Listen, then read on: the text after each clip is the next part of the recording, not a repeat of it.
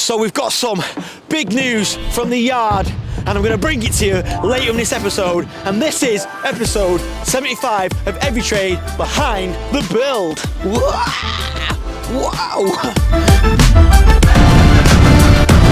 75.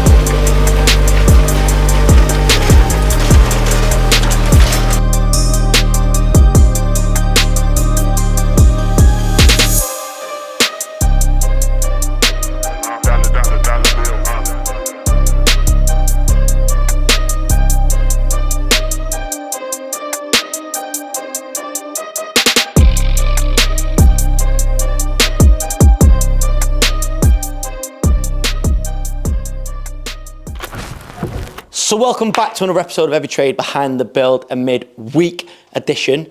Things have progressed in the office with football, tennis, whatever we're calling it, but it's getting very competitive. I had a game with the boys last night, and have a look at that. Oof, I was sweating, but it's good because I don't do enough exercise. So yes, a busy week this week. I'm working on something. I don't know if it's going to come off in this episode, but if it does, it's going to be big. Well, it's big for us anyway. I've been working on it for about 3 weeks behind the scenes, and yeah, so stay tuned, because if it all comes off, hopefully by the end of this episode, we'll bring it to you. Let's have a big start to the week. Come on, TB. Come on. Woo! So I'm at my desk. Yesterday, I didn't film. Well, I got a little bit, but me and DB, our estimator, the man that's too good looking to be on camera, went to Liverpool to help set up our new project. Now, I think we've got in total 8 HMOs to do over in Liverpool, which will probably take us right up to the start of next summer. On these projects, at the moment, we've been engaged just to do the strip out, the structural works, and forming all the stud work, etc., which is great. I'm more than happy. The client got their own tradesmen. They'll then take over and do all the second fix, etc.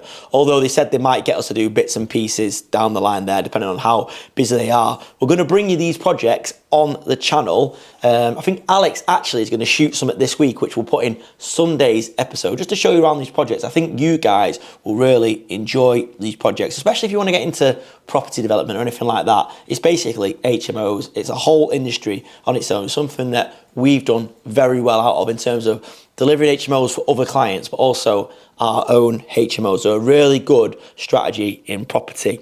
So whilst I was also in Liverpool, I had a look at our new estate agency stroke lettings shop, which we're putting in place for the Emperor brand.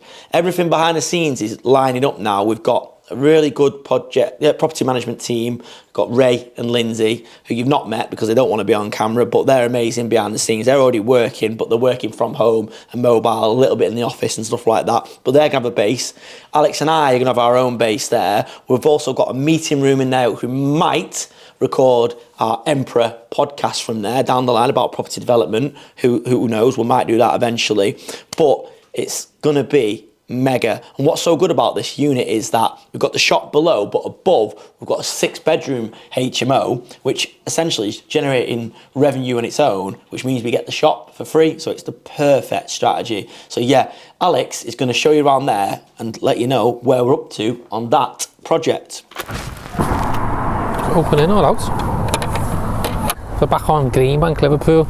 Have a little update on the shop, see how we're getting on. The lads are in today doing some second fix electrical, so I can see the spots are in already, which is good, and we're getting ready to get rolling. Busy streets, all loads of people are walking past as always here, which is good, because it's a good student route this, because there's a main student halls down there on Greenbank. You got a lot of foot traffic up and down, which is good to have a shop here doing student accommodation, just like next door are doing. So yeah, we'll go in, see how they're getting on, and see if it's moving. So yeah, the lads are cracking on with the second fix electrical works, and Christian as well as all they screeded through to try and get it flat with the existing timber flooring to the new bit out the back where we've opened up. So we screeded through, and I reckon it needs a little bit more going over me.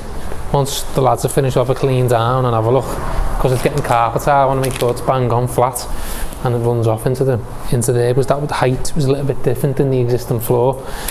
So I'm hoping we can try and get it as best we can. He's done good there, to be fair to him, but I reckon it just needs a little bit more, just a feather screed through it. But yeah, all the spots are going in, all brush chrome switches and sockets are going on, and in the back we're getting ready to tile as well. Feel a dip on the floor there. So yeah, all screeded through into here as well, all in one go. So Paul, the tiler, is going to start after the lads have got all the lights on. Get the lights on, light it up for him so we can see what's going on, and then he's going to start tiling through then. Dad and lad Ross and Ray then are going to come over, start doing the second fix, skirts, arcs, doors, get the kitchen in, and then we'll start getting a bit of painting. We were going to get Wes in to do a little bit of base coat painting, but we've decided just to crack on because he's stuck on another job at the moment. So rather than wait, I'm just going to get everything done and then we can get it painted afterwards. But other than that, it looks sound. The screed there might just need a bit more drying before we tile on that there, a bit thick. But other than that, it's good. And outside, I can see he's been cleared out by Christian as well. We had a bit of a mess last week, didn't we? Yeah, so down here, the lads are just getting the board done now, second fixed, getting all ready so we can get power on. We had another layer of screed put on as well to go across the box and the floor and the cables and just flatten it out. We want to build a little storage cupboard into this section here and probably ply MDF it out and we'll paint it the same colour as the walls. There'll be like a little door lockable just to put some files and bits and bobs out the way.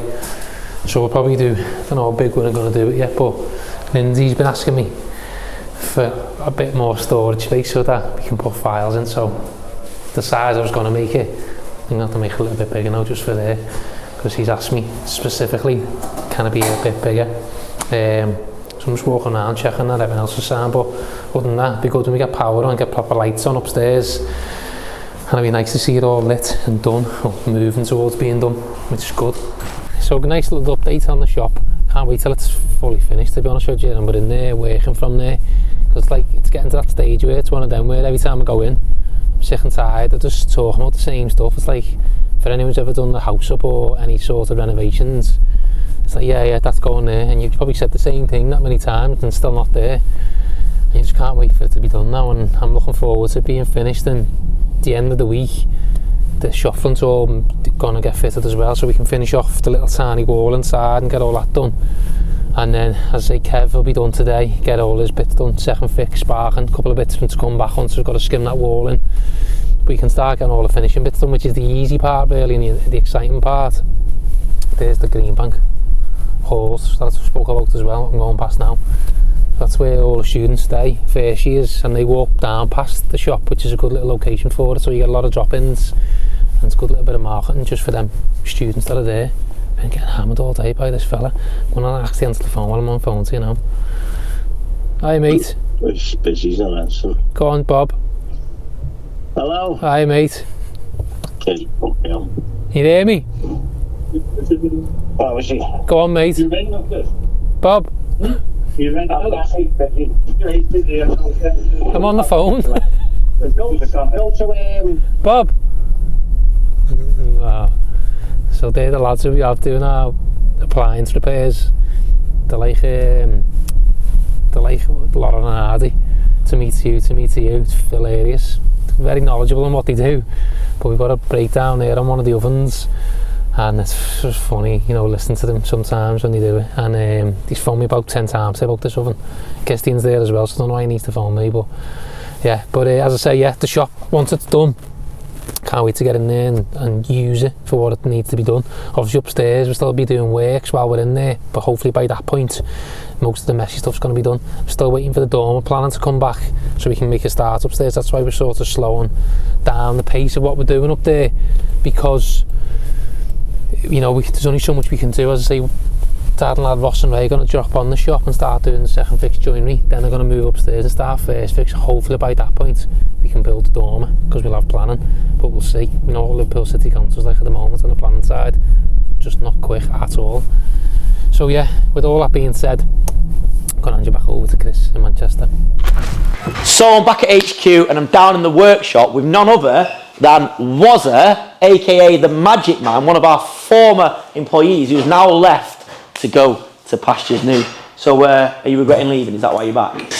I don't know. Okay, no, we'll move on from that. No, basically, a good few months ago, you guys will remember him. He left to try on his own. You just felt, didn't you, like you had to give it a go, didn't you? Yeah, I think it was sort of the right time for me to go. You know, nothing, you know, made me go. It was just that it was in you, wasn't it? It was, yeah, it was something I needed to do, if you like. I had to do it. Yeah, it was in you, I could tell. And yeah, and there's absolutely no ill feeling, and this proves Wazzy's back now. We're doing his clutch. He actually bought his van off us, and I promised him we'd do his clutch. He's paying for the clutch, we're giving him the labour free. But it just proves Wazzy's still doing work for us now. We'd use him anytime, and that's purely because he's a great guy and he's really good at what he does. So if any of you guys need any hard surface repairs or any Magic Man works, as we call it in the industry, any scratches, chips, anything like that, you can do it, can't you? Yeah. I mean, it's all there. Any ceramics, Getting wood, good at this, isn't he? Look, you know, UPVC spraying, anything really, any hard surface. I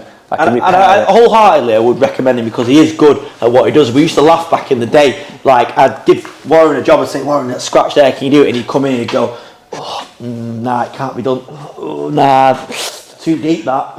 You want me to do that? Whoa.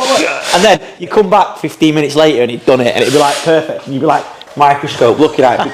And then I realised it's all part of his magician's act that he does. But no, he is brilliant at what he does. So take a screenshot of this. Now, that's his number there, your mobile number there. No booty calls though, I know he's a very good looking man, working man's Mark Wright, as I called him, the very first day I met him. But yeah, he's an absolute legend, and he's still working for us here and there when we need him, but he's flying, where do you cover, northwest? Yeah, so all northwest, Cheshire, Stockport, you know, if it's, to be fair, I'll travel pretty much if the money's anywhere. there. What he's trying to say, if the money's there, I'll be there. He'll go there. We were talking off camera actually, Warren was saying it like, now he's trying to set his price up and stuff like that. He wasn't quite sure of what to charge people. He feels cheeky asking for money, but I said to him, the day he told me, and now again today, people are not paying for his time, they're paying for your what? Yeah, for me skill. His expertise, paying for the solution, because he's been at it for years, he knows what he's doing, he can get contractors, homeowners, anyone out of a hole. So yeah, honestly, it also shows that no ill feeling, it's great, he's left, he's gone on, we fully support him. But if you need someone, the Repair Wizard, you're on Instagram, aren't you? Yeah. What's your Instagram? So it's go on. Repair Wizard 1981. That's my my date of birth, by the way. Well, you do look like he looks quite well, doesn't he? Yeah. I bet he's done a bit of surface repair himself. Yeah, spraying the old air. Do a bit on me, to be fair. Yeah, you can spray a bit in there, actually, I'm going thin. But yeah, no, check him out, guys. We're doing his clutch, it's nearly done. Dale's going to talk about that later, I think. But yeah, guess what's that? Yeah, cheers, Chris. My man. So, we've not done this before on the channel, but I thought I'd do a little unboxing of a little gift I've purchased for myself. Not really for the company. You guys know I love 𝗕𝗨𝗟𝗓. My kids tell me that unboxing is the way forward. So let's see how we get on. But basically, we've bought a little something to add to our fleet of tools. So let's have a look. Oh, baby. Can you guess what it is yet? That's heavy, I know what that is. Here's the biggest clue.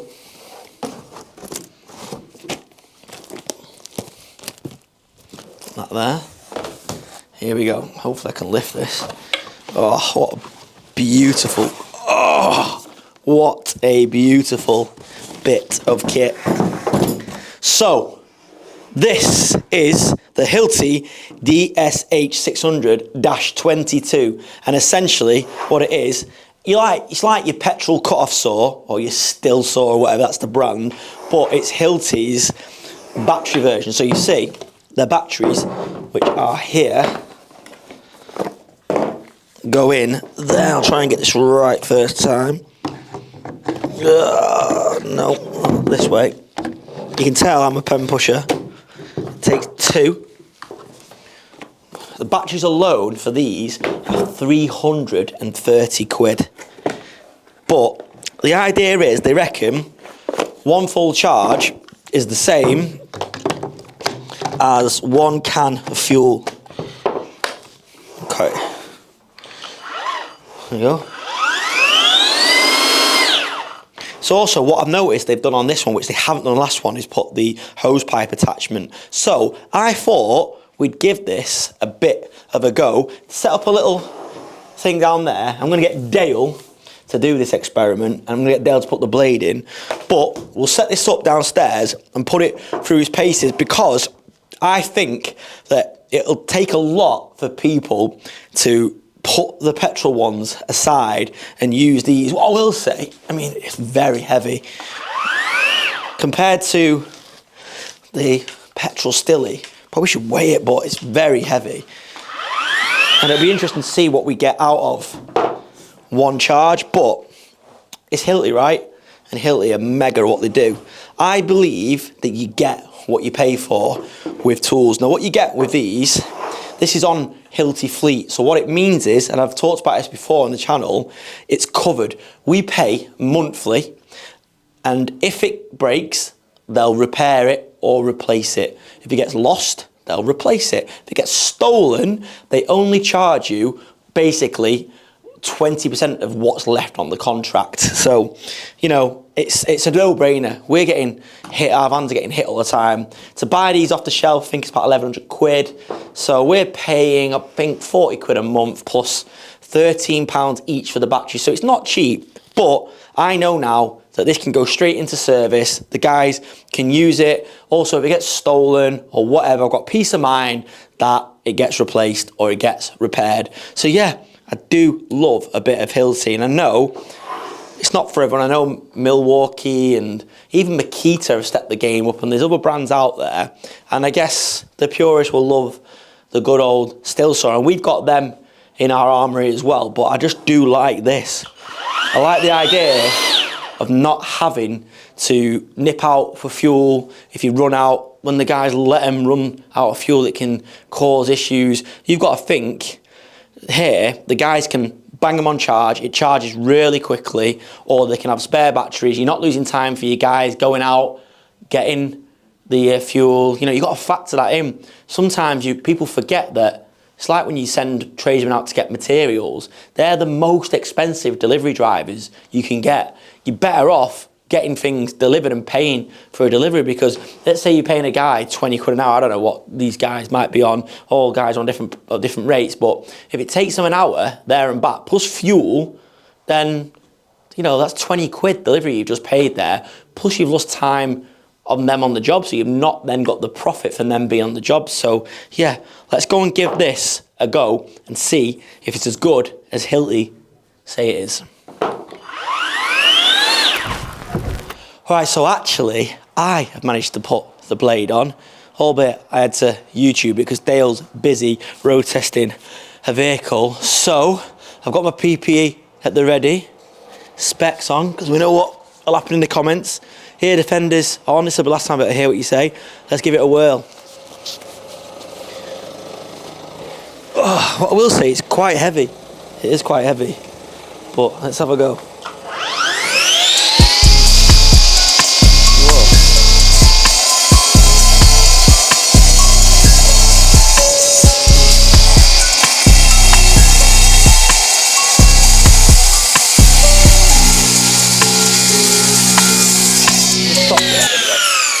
Don't want to cut the floor. Let's have another go from here.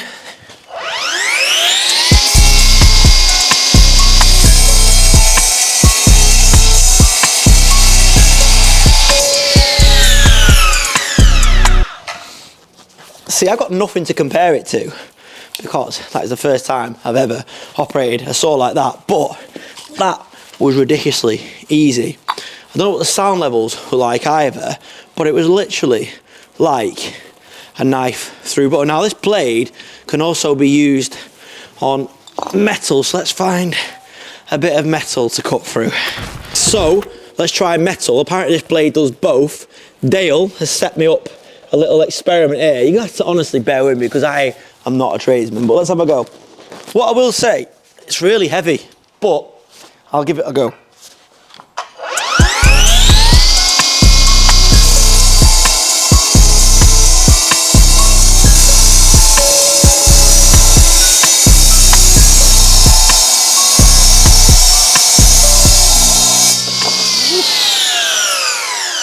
Oh, you need to have arms of steel for that. But yeah, it's done the job. Not too hot. What I will say, it doesn't feel like it's as noisy as the petrol one. But I've had an idea. Let's dig out the petrol sister of this one and let's try them next to each other. Right, so we had the experiment all set up and maybe this actually strengthens our case. But Dale has just snapped the pull cord off that, giving it, it had fuel in it, we primed it, he pulled it, and now, so there you go. So, whilst you're fixing that, I'm gonna see how fast I can cut through this. So, no pull cord.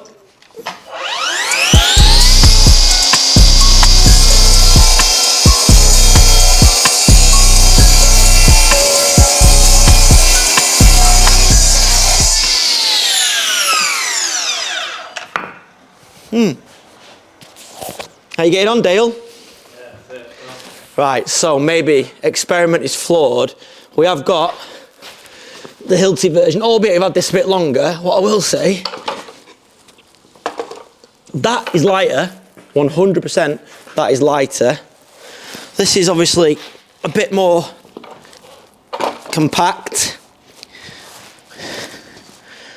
The batteries are not even fully charged, but so I don't know how long we'll get out of the batteries, but it's hard to say because we've not been able to, because Dale is so strong, we're not been able to do the experiment. But at some point, we'll do it. All the other ones are out on higher, so we can't even compare it. But yeah, I'm pretty impressed with this. What to me, as the untrained novice, the bit that stands out the most is the fact that literally, no pulling about, no priming fuel, there, and it's so quiet. So yeah, just check though, see which one you think's heavier. I think the one thing is the weight. The batteries weigh a ton. Yeah. Yeah. I mean, there's not a lot in it, is there? But No, there's not loads, but I'd say that is definitely heavier. Yeah. But yeah, so we'll give it some proper testing in the field. It was dead easy to change the blade, but it is on the petrol version. But Hilti swear by this neuron range now. They reckon that, like I say, one charge of the battery was the equivalent to 1 tank of fuel. Also, less consumables like pull cords to repair, but that's another thing on your list. So yeah, oh, I'm out of breath. It's not for me, this manual labour. But yeah, experiment concluded. So that is it for today. Interesting day there. Tomorrow, I'm hoping this all works out in time for Wednesday's episode, but something very big is hopefully about to come off. See you tomorrow. Happy birthday to you. Alexa, stop. Happy birthday to you. Happy birthday, dear Jay, our kid. Happy birthday to you. He's got JD thing up here, hasn't he? Happy birthday, our kid. A few gifts from us. Start with this one here if you want. There's a belt to that. You might want to use scissors because he'd be here forever because he can't do it. You having a good day so far? Really good day, thank you. Good. How does it feel to be 4-0? Yeah, alright. Let's see what it is. What is it? Unpack it. Unboxing. Read unboxing. Yeah, you know, you leave them beside the fridge. Is that your main present? That one. So good morning, it's Wednesday, and as you saw before, it's our kid's birthday. It's his 40th birthday. Me and Jay are a year and 4 days apart in age. And yes, and believe it or not, I am the older, yet smaller brother, smaller by quite a bit. We're nothing like each other, me and Jay. Not got a lot in common, yet we're pretty much inseparable. And we have been since he was a kid. Always sort of looked out for each other, and I love him to bits. It's amazing, really. We're not like each other in any way, yet we get on so well. Rarely have a cross word, and it's great that I get to work with him. But yeah, give him your warm wishes in the comments below. Make him feel special. So, I'm in the yard, and I'm in the yard for a couple of reasons. I want to give you a bit of an update, but I want to talk to you about something pretty special we've been working on. But before I do that, yesterday you saw that we had Warren's van in, the repair wizard, and we're doing his clutch. And Dale is going to show you how we got on with that. Hi guys, so I have got in today a lad's van who used to work for us, Warren, the repair wizard. So his van actually needs a clutch, it's juddering, slipping a little bit in the higher gears. So we've so kindly said we'll put a clutch in for him. He's just paid for the parts and we'll cover the cost of the labour. So that is my first job for a Monday morning. Steady, I say steady, it's quite a tough, hard job. I have had a very exercised weekend on my motorbike this weekend, so I am aching a bit, which isn't good when I've got to lift and launch a gearbox about, but it is what it is. I will crack on and get it done. So first of all, I am going to start stripping this area. So this is the battery. I'm going to move the ECU and a few brackets. There's a metal plate the battery sits on under here, so I can get to the top of the gearbox, which will have the linkages and a few plug sensors and the top bolts and gearbox mount that I'll have to undo. Once I have done that and removed everything I need to remove from the top of the gearbox, I will send the van up on the ramp. We'll then take both wheels off and we'll have to then remove the drive shafts, pull them out of the gearbox. Well, first of all, I will have to drain the oil out of the gearbox oil, pull the half shafts out, undo the rest of the bolts around the bottom end of the gearbox, and then the gearbox should just slide off the input shaft. Well, the output shaft will come out of the input of the engine, and then I can show you what's there on the clutch. I'll show you the new clutch that's going in, and yeah, hopefully you'll find this a little interesting. It is quite hard to do on your own because of my unit at the minute. I haven't quite got the height I need in order to get the van high enough to get a gearbox jack under there. So I just have to do what I can do at the minute. It's a good job. It's quite a small van. If it was a taller van, God, I'd be on my knees trying to do it. I have done it before on the transit tippers, a bit taller, a bit heavier, a bit more awkward. So this actually shouldn't be too bad. I've done a few of these already in here, so yeah. I'll talk my way through it and show you guys what I'm up to.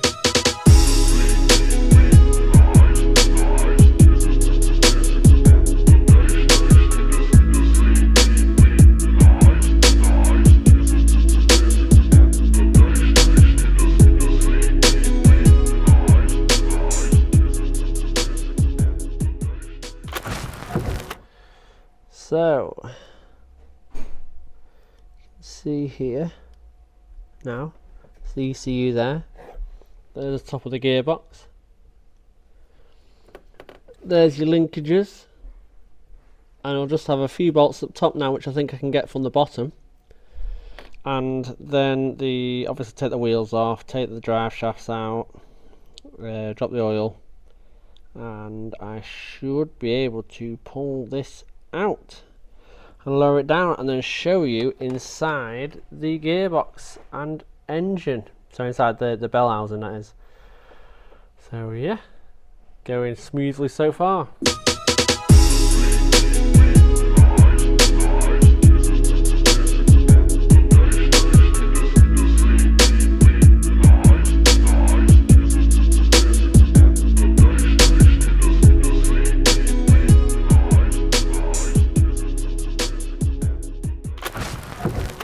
Hello. Next day. So I had to cut it short yesterday. I struggled quite a lot. But I got it out. Basically, there is the gearbox. So that is the release bearing. Yeah. And it doesn't look the best. A lot of moisture been in there. The clutch itself looks very rusty too. I mean, that doesn't obviously say that the clutch is gone or is going, but yeah, seen better days. So hopefully, but yeah, this was an absolute pain. I just, you know, getting behind the engine, which would have been up here with the gearbox on, you just can't get to it. I've got quite big arms, and it was a pain in the arse because there's a few bolts up there which you cannot see. There's you know, the starter motor's there. The starter motor has to come off in order to get the bolts out of the gearbox. So today I am going to fit the new clutch, new release bearing, and get it all back in good time, hopefully, as I need to go over to a job that the brickies are on to just do some fabrication, but the steel work doesn't come till about after dinner, so I'm hoping to get this smashed off this morning and then straight over to another job. So stick with me and we will get this done, and then you'll see me fabricating some stuff for the brickies. Let's go. Right, so we've got here is the release bearing, which is attached to the fork, release fork, I guess that's what it's called. So the clutch slave cylinder will attach to this section here and push this in to release the clutch, so it'll push into the pressure plate, which you can see here. When I push it, it pushes this out, that goes in. Very dry, probably why it's juddering on the driver. So yeah, we'll get all this cleaned out, replace this bearing. Quite simple.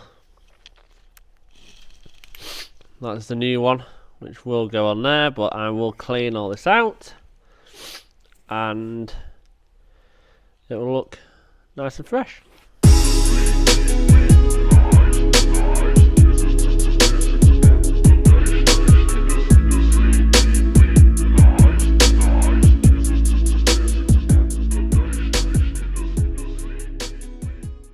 So that's the clutch fork and the new release bearing in. Nice and clean, looking loads better. So now I've got to tackle the clutch pressure plate and friction plate. He's staying with the old flywheel because he's getting no backlash or anything like that, so it's not too bad. So we're going to swap this out. So here we have the clutch pressure plate and friction plate. So it has a ring of bolts around here, Torx bolts, being a T40, in which I'm just going to undo now with my torque.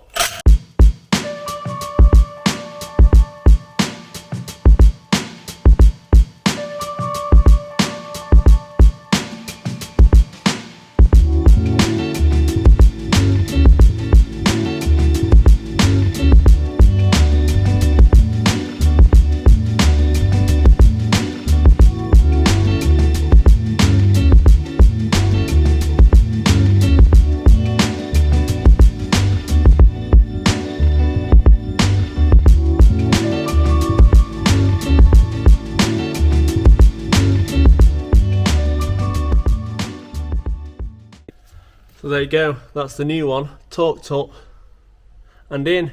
So I've just got to take this bracket off here because it was a bit in the way when I was taking it out, and then it's lift the new one in and bolt everything back up. The joys of it, a bit of a nightmare, but is what it is. So we have the gearbox in, clutch is in, gearbox is in. Just like that. I skipped the recording part of this because I struggled like mad. That's all the bolts in. Just got a few cables to rerun, plug in, engine mounts obviously, fill it full of gearbox oil, half shafts, drive shafts back in, and yeah, basically just build it all back up. So I'll let you join me with that one.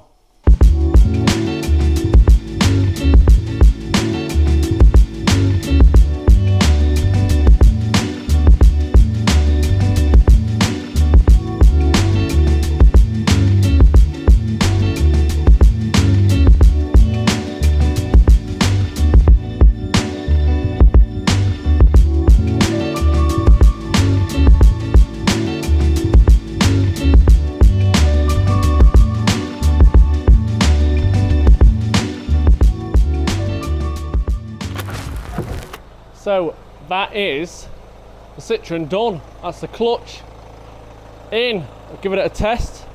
Well, only in here, but it's had its test, and yeah, the bite is so much lower. When it first came in, the bite was really, really high. You know, it was literally at the end of the pedal. It was a nightmare, and it was juddering as he was driving. So now it is spot on.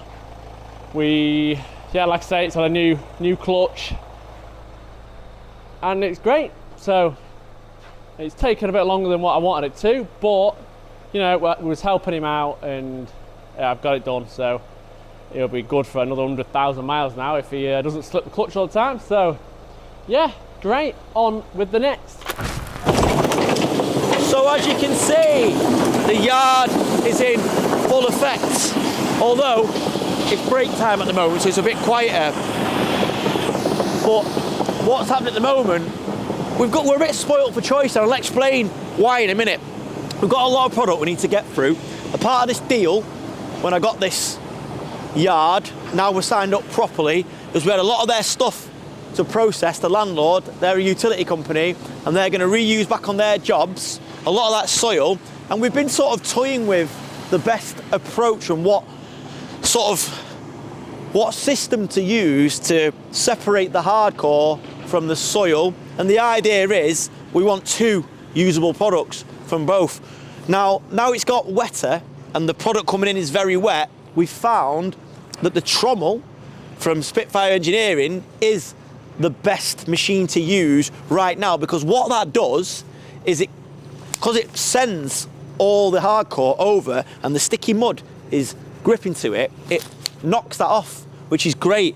So we're at the moment, we've got all this now, which has been trommeled. So we've got separate hardcore piles, and then we've got this stuff here. Obviously this isn't good enough to sell out, but we can now then put this through our smaller screener and try and create maybe a 15 or 12 mil good sellable product, which will get tested and sell out. And I've actually had a lot of inquiries for it, because what it seems is that this time of year, not everyone can make or screen a good quality soil because it's so wet. But because we've used our drying tents, we think we will be able to, and we're going to try later on this week, produce a good quality product. But yeah, we're learning, because we've not been doing this for years. We've invested a lot of money. We're sort of trying to see what works, see what doesn't work, tinker with the machine a little bit, and slowly but surely we're learning the best way to do this, depending on what the weather's like, essentially, what time of year it is. But yeah, we have got a lot to get through, but it probably doesn't come across that well on camera, but being down here now, we can see that we actually have made a lot of progress. So, over on Project Grange, Adam and Eve are cracking on with the structural works, I believe. Hollywood's been down there to take a look, and when you come back, I'm going to let you in on our big news.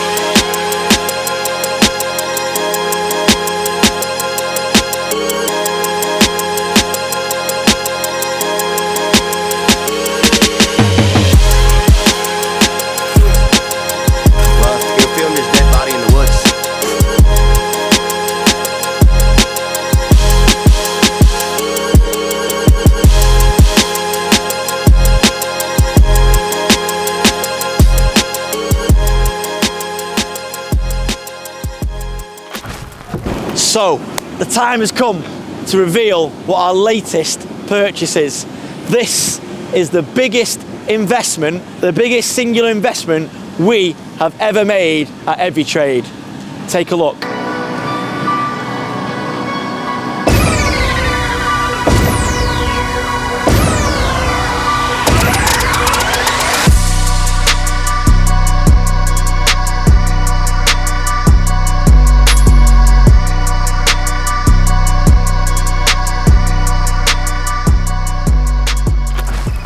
So, obviously, you've seen this in the yard before, the 𝗕𝗓𝗏 K4 three-way screener. Now, I've talked about this in previous videos. We've been renting it from the landlord of our yard, but they were at a point where they didn't really need it anymore. They couldn't really justify paying for it, even though we were contributing towards it, because we're doing all their screening for them now.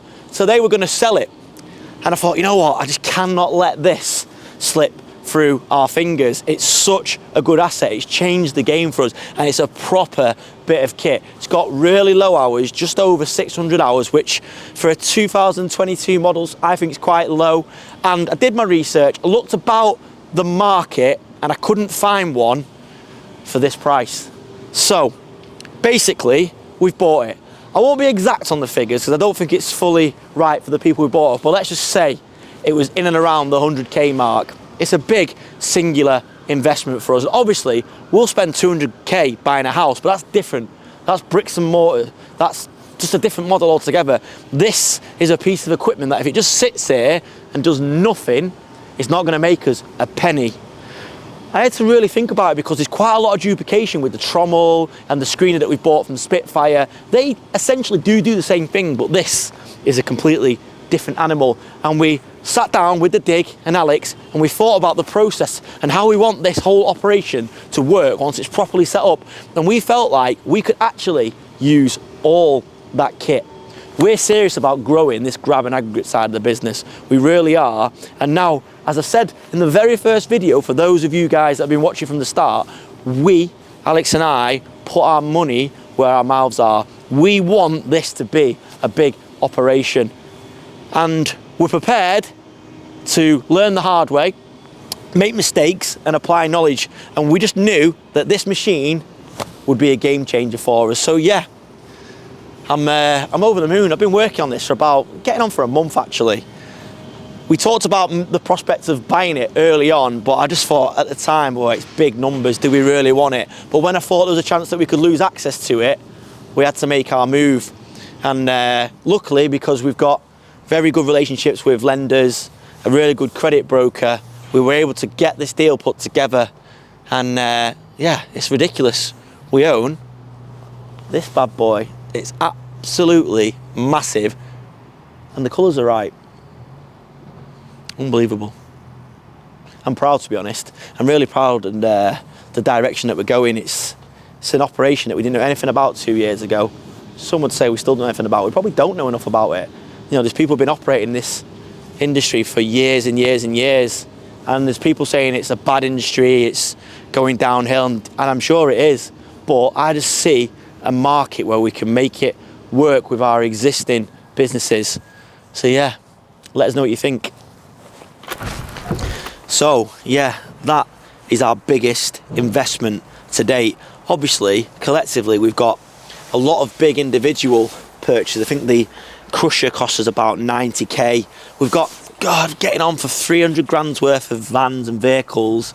Actually more, probably near 500,000 with the trucks. But to spend one amount of money, if that makes sense, on one item, it was quite nervy really, but we just did the sums. We worked out what we could make from it. We also were renting it, and that'll obviously be offset against it. It meant we actually get to own the asset. I will actually do a video drilling down on how we financed it, what we had to put in to get it going, and the mechanism we used to be able to own it. If you guys are interested, let me know in the comments. But yeah, it's a big purchase, and it's weird, you know, spending that amount of money in one deal. Well, the thought of it would have kept me awake at night, but it is what it is. It's just all about growing this business, and we've got big plans, and me and Alex are not afraid to put our money where our mouths are. You think about it, if you employ a member of staff and you're paying them 30, 40, 50k a year, I mean, you don't think of them in the same way. We're spending less on this, but it will earn us money year in, year out if we look after it and we keep this yard processing grab operation going the way it should go. So yeah, exciting, and feels like you guys are really on the journey with us. So let me know in the comments whether you think this has been a good or a bad move, whether you think we're mad, because apparently everyone's saying the industry's really quiet. But you've got to spend when the times aren't as good, for when the times do come good, you're ready for it. So the guys are back off break now, and I'm finally meant I get to show you how it works a little bit. So you can see Alan is on the top of the heap there, and he's loading the mixed content material, so soil and hardcore, loading the trommel, and the trommel's really doing its job. It's firing out clean hardcore, which if we weren't putting it through the trommel, that'd be really sticky hardcore. It'd have mud and soil all stuck round it. So that's working perfectly. Then what's happening there, that's then going over to cousin Alex and Kai, who are on the smaller machines, the 5-tonner and the 3-ton 𝗕𝗏𝗟𝗏, and they're crushing it and organising the crush pile. So the knack now we've got to get through, we've got to learn how best to speed this up and get the quantity through. We've got to work out a production line to use the K4, the trommel, the little screener and the crusher. But for now, in our own little yard, this is working. So those of you who watch D&J projects might have seen this. These are the tents that we've put in place, and we're using them to dry the soil out. It was an idea I came with. I thought, why can't you just dry the soil out and get it to a point where you can then put it through a screener and it'll go through? So we think it's working, and the soil is really drying itself out quickly enough, and we're going to try and screen that later in the week or maybe early next week. But what we are going to do, we're going to raise these containers up another level so we can essentially put double the tonnage in. So yeah, I think it'll work. Dave really thinks it'll work from D&J, and he's going to try and do something similar in his yard. But essentially I thought, why can't you screen in the winter? There's got to be a way, and I think this is a cost-effective way of doing it. So this is a part of the yard that I'm not sure we've shown before, but we've managed to get. It was actually a bit of wasteland that was just a load of stuff was stored on it. And what we've done, we've regulated it a bit, we've leveled it off a bit, and we've used our 6F2 and then a bit of our recycled to make a bit of a nice level, even hard standing that we're going to use as a car park. We might store some palletised materials up here as well, but it's good. It's just a bit of area that basically the landlord had ruled out because they just had a lot of stuff dumped there, and the dig and the team have cleared this. So yeah, I'm really pleased. And this is the back of these drying tents.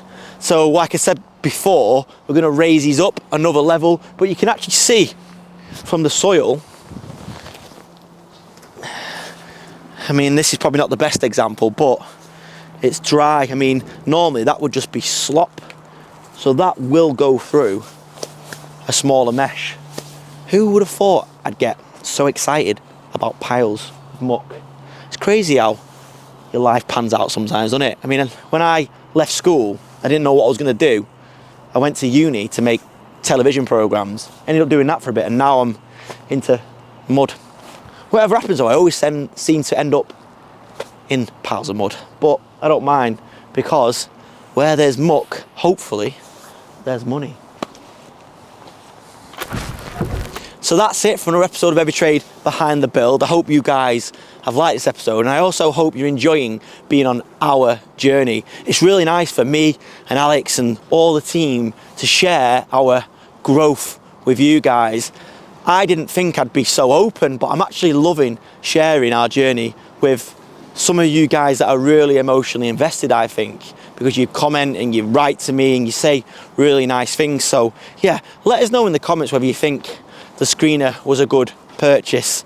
Only time will tell, and my job now with Alex and the guys in the back office is to get the word out there and get people using us for grabs and aggregates, but not taking our eye off the ball with our other businesses, property and construction and preferred joinery. We feel like we're building a little construction services empire here, and we've got even more plans and we're going to put it out there for you guys to hold us accountable. And yeah, it's I'm proud, to be honest, and I hope that's coming across, because I started this from my spare bedroom. So yeah, if you've liked this episode, click the like button. If you're not subscribed, please hit the subscribe button. It's absolutely free. Come back on Sunday and you'll probably get to see the K4 in action, along with a load of other property stuff, construction stuff, Dale stuff, who knows what. We're just telling the story. Have an amazing end to the week. Work hard. Don't forget to spend time with your family and make lots of money. See you then.